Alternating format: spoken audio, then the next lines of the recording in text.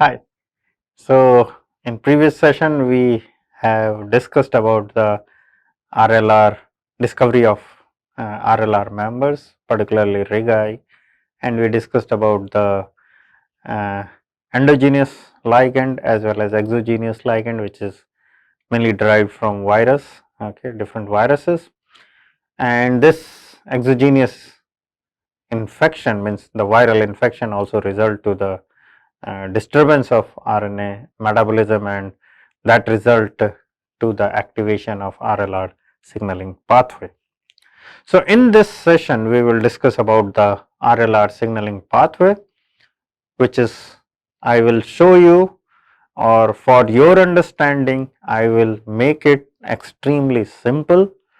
However, this pathway is extremely complicated. Not only this pathway, the previous TLR and whatever pathway you study.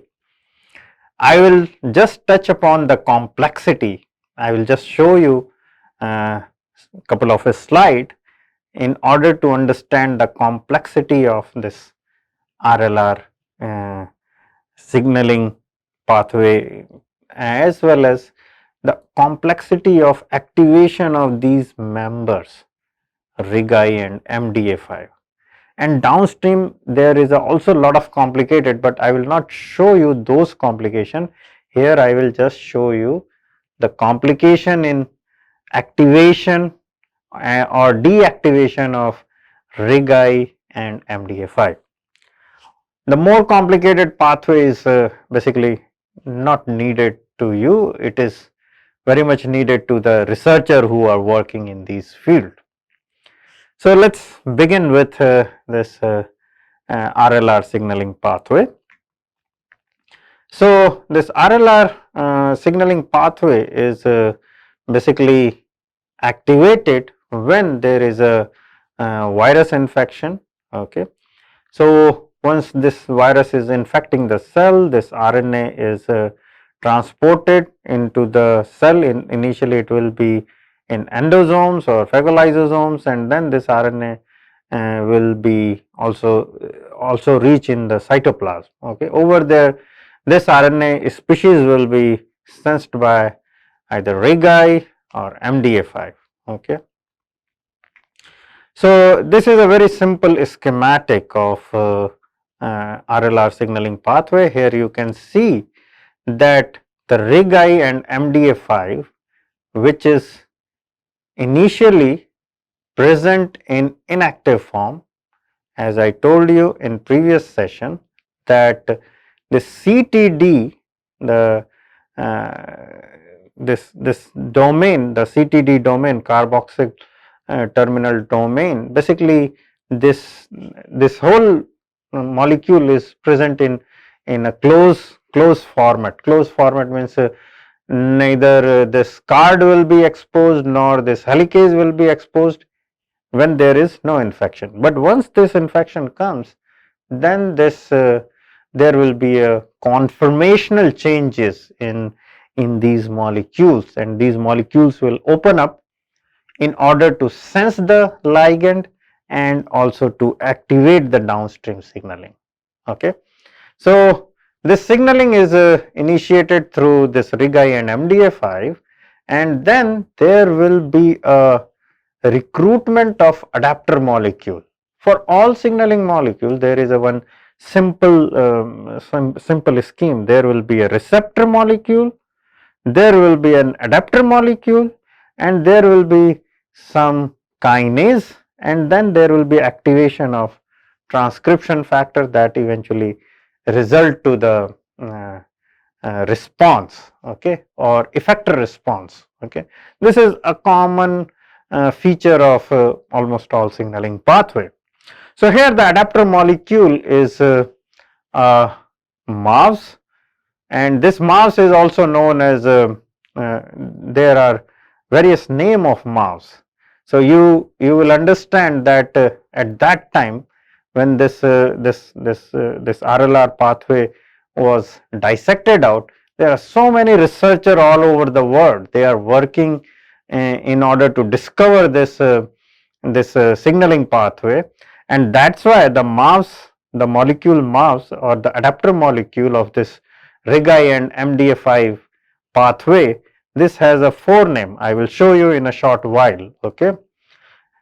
So, this adapter molecule is basically localized over here you can see this is localized on peroxisomes, okay, and it is present on mitochondrial outer membrane, okay, and it is also present in MAM. This is mitochondrial associated endoplasmic reticulum membrane. Some people use this word endoplasmic reticulum or ER, or some people do not use. Okay. So, it is a in a very simpler form, the membranes which are associated with the mitochondria over there, this adapter molecule is present. Okay. So, since it is located on the mitochondria, people previously they thought that it is playing an important role in apoptosis. Okay. Probably you might be aware that this process of apoptosis uses the mitochondria, okay, or the some molecules which is present in mitochondria. Okay. So, of course, a lot of extensive research was performed, and then people do say that okay, yeah, this molecule do have some role in apoptosis. Okay. Anyway, we are not here to discuss the apoptosis. Let us go to the signaling pathway. So, once this molecule the RIG-I and MDA5 is activated, this activated molecule is recruiting this adapter molecule, and here you will see that the RIG-I and MDA5 they have a card, and this adapter molecule also have a card. Okay. And this card is basically interact with the RIG-I and MDA5 card, RIG-I or MDA5 card, and this is basically a homotypic interaction. Okay. And once this interact, then this signalosome, the complex protein activate both NF kappa B as well as this will also activate the IRF or interferon regulatory factors. Okay. The interferon regulatory factor is IRF3 or IRF7, okay, as you can see. And the activation of this NF kappa B is this signalosome basically activate towards end, it will activate the IKK complex, as you have seen in previous session in TLR signaling. This IKK complex is consist of three members, okay, IKK alpha, beta and gamma. Okay. And then once this complex get activated, this will phosphorylate I kappa B, and this I kappa B will undergo proteasomal mediated degradation after ubiquitination, and free NF kappa B will be translocated into the nucleus, and then there will be a transcription of inflammatory cytokine. Okay. On another hand, this if you remember the TRIF mediated signaling, so TRIF activates the kinase TBK1 or IKKI or IKK epsilon. Okay. So, once this kinase get activated, this kinase will phosphorylate interferon regulatory factor 3 or 7.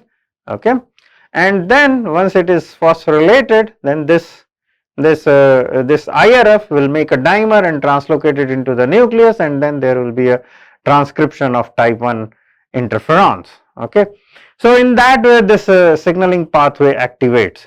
So, this adapter molecule, which here you can see the MAVs, they have again they have this card domain. Okay. The card, this has a card as well as transmembrane domain. That is why this is localized on peroxisome, mitochondria or outer membrane of mitochondria or the membranes associated with mitochondria. So, this adapter got several names because of discovery. This adapter was discovered by 4 independent groups in the world. okay, and they gave their own name. So that's why this molecule has a 4 name, okay. One is MAVS, this is mitochondrial antiviral signaling protein, okay. Another is VISA, this is virus induced signaling adapter, okay. And another name is this CARDIF, which is stand for card adapter inducing interferon beta, okay. And there is a molecule, the another name is finally the other name is IPS1, this is interferon beta promoter stimulator protein 1, okay. So this molecule got several name, and we also discovered this molecule when I was doing research in Japan. So we discovered this molecule IPS1, this molecule, this adapter molecule, and we gave this name IPS1, okay. So this is the very simple presentation of RLR signaling pathway. Here just I will give you the glimpse of complexity. So here you can see this how complex this signaling pathway is. There is a RIG-I, okay, and this RIG-I get oligomerized upon activation, RIG-I or MDA5, and then there will be a recruitment of this adapter molecule known as IPS1, and this is regulated by plethora of molecules. There are so many molecules, and these molecules are protein, and these protein as a regulator, and there are some long non-coding RNA which is also regulating this pathway. At the bottom you can see there is a one more molecule which is regulating the transcript of RIG-I, that is there is a one microRNA. If you see carefully at the bottom, then you will find out that there is a molecule known as microRNA 485 which regulate the expression of RIG-I. So we have discovered this molecule, this microRNA 485, and this molecule plays a very important role in regulating the RIG-I as well as this molecule, this microRNA 485. Very interestingly, we found out that this also control the replication of influenza virus. And how it is controlling? Basically, they directly binding to the transcript which is essential for making polymerase, okay. And this polymerase is needed in order to make the copies of influenza virus. So this microRNA bind with those transcript, and since it is binding, so there will be a reduction in expression of those transcript, and in that way the viral replication is very strongly checked by this microRNA 485. So this is a one snapshot of signaling, and if you see this RIG-I and MDA5, these molecules, these both molecules are very tightly regulated, as you can see in this slide, okay. There are so many post translational modification which activates the RIG-I. There are so many post translational modification which inactivate this these members, that is RIG-I and MDA5.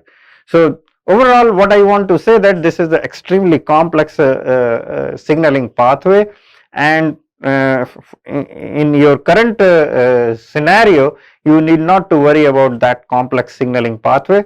And if you are interested and if you want to pursue research in this field, then of course you need to understand these complexity. With this, I am stopping here, and in next session I will discuss about the RLR and disease, and I will also discuss about therapeutics. Thank you.